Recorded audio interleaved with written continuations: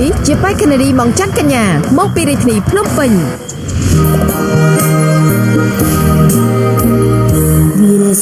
ពេលដែលខ្ញុំបានមកដល់ឃើញទេសភាពវាលស្រែពណ៌បៃតងខ្ចីមើលទៅធ្វើឲ្យនាងខ្ញុំមានអារម្មណ៍ថាស្រស់ថ្លានិងសប្បាយនៅក្នុងចិត្តអ្នកចម្រៀងមនោសញ្ចេតនាម៉ងច័ន្ទកញ្ញាត្រូវជួបនឹងវិញ្ញាសាថ្មីមួយបែបជាចម្រៀងដែលស៊ីនឹងស្ទីលសម្លេងរបស់នាងទាំងស្រុងវាជាចម្រៀងបែបស្រុកស្រែក្នុងវិញ្ញាសានេះគឺអារម្មណ៍របស់ខ្ញុំគឺសប្បាយរីករាយពីព្រោះថាចំណង់ចំណូលចិត្តរបស់ខ្ញុំគឺចូលចិត្តបែបលក្ខណៈបទបែបនេះទោះបីជាបទនេះខ្ញុំអត់ធ្លាប់ច្រៀងវាមុនមកដែរប៉ុន្តែពេលដែលខ្ញុំបានស្ដាប់ហើយគឺធ្វើឲ្យខ្ញុំចូលចិត្តរលឹងនៃបទចម្រៀងមួយបទនេះគឺកាន់តែធ្វើឲ្យកញ្ញាចូលចិត្តចំពោះវិញ្ញាសាមួយនេះហើយកញ្ញាបានយកចិត្តទុកដាក់ខ្លាំងមែនទែនក្នុងពេលហាត់សមចំពោះការហាត់សមវិញគឺជួបផលវិបាកច្រើនដែរត្រង់កន្លែងណោតខ្ពស់និងការដាក់មនោសញ្ចេតនាប៉ុន្តែលោកគ្រូគាត់បានណែនាំហើយបានបង្ហាត់បង្ហាញទៅគឺធ្វើឲ្យខ្ញុំមានអារម្មណ៍ថាធូរស្រាលហើយនឹងក៏មានអារម្មណ៍ថារលូនច្រើនជាងមុនហើយម៉ងច័ន្ទកញ្ញាចង់ច្រៀងឲ្យបានកាន់តែល្អហើយនាងចង់ធ្វើឲ្យទស្សនិកជនកាន់តែចូលចិត្តនាងឲ្យបានច្រើនជាបន្តទៀតទោះបីជាបទចម្រៀងរបស់បទនេះមានផលវិបាកច្រើនសម្រាប់ខ្ញុំតែទោះបីជាយ៉ាងណាក៏នាងខ្ញុំខិតខំប្រឹងប្រែងច្រៀងចម្រៀងបទនេះឲ្យបានល្អដើម្បីឲ្យពុកម៉ែបងប្អូនក៏ដូចជាទស្សនិកជនបន្តបោះឆ្នោតគាំទ្រដល់រូបនាងខ្ញុំឲ្យបានទៅកាន់វគ្គ Live Show សប្តាហ៍ទី5បន្តទៀតឥឡូវនេះសូមទស្សនាការបញ្ចេញសមត្ថភាពរបស់ក្រុមស្រុកស្រែដ៏ស្រស់ស្អាតមួយរូបនេះCambodia Idol រដូវកាលទី2វគ្គ Live Show សប្តាហ៍ទី4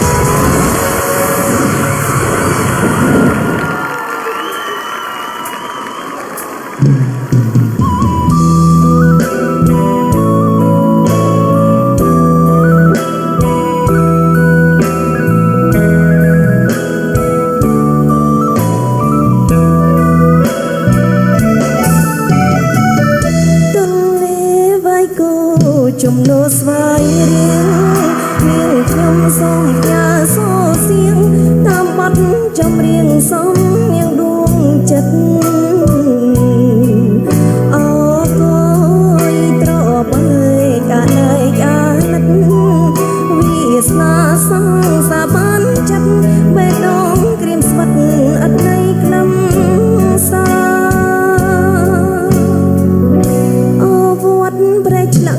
អ្នកជាកាំងសិនជួបបងតាំងពីជុំបាន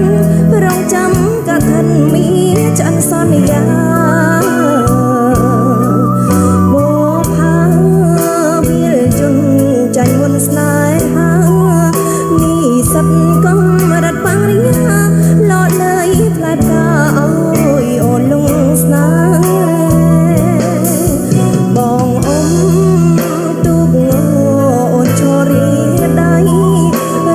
សៀលសូរយ៉ាលៀថ្មីមើលខាងប្រថ្លៃវិស័យដួងខាទន់លែវៃគោចំណោថ្នមស្នេហ៍រាត្រីក្រោមពន្លឺខែជីទូភ្នំហែពីយ៉ាងរៀមរាវាស្នារំដួលប្រែប្រួលមិនទៀងមីចាបោផាស្វាយរៀងជួនរៀងជួនភ្លៀងច្រៀងរឿងប្រេងឆាអូនទៅបាវិតបងអត់មេត្តាសូមផ្ដាច់ចំណងស្នេហាខិតខំធ្វើការយកប្រាក់ជូនមក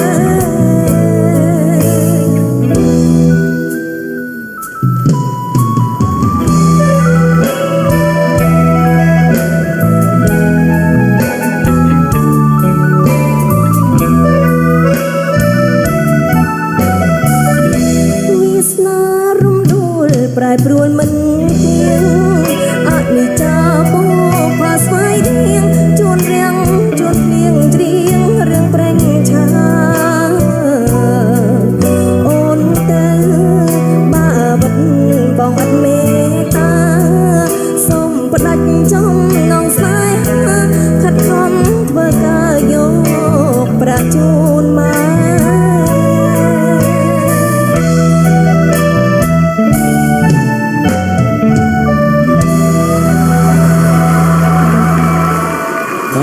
សូមអរគុណអរស្រូតដៃជូនដល់កញ្ញា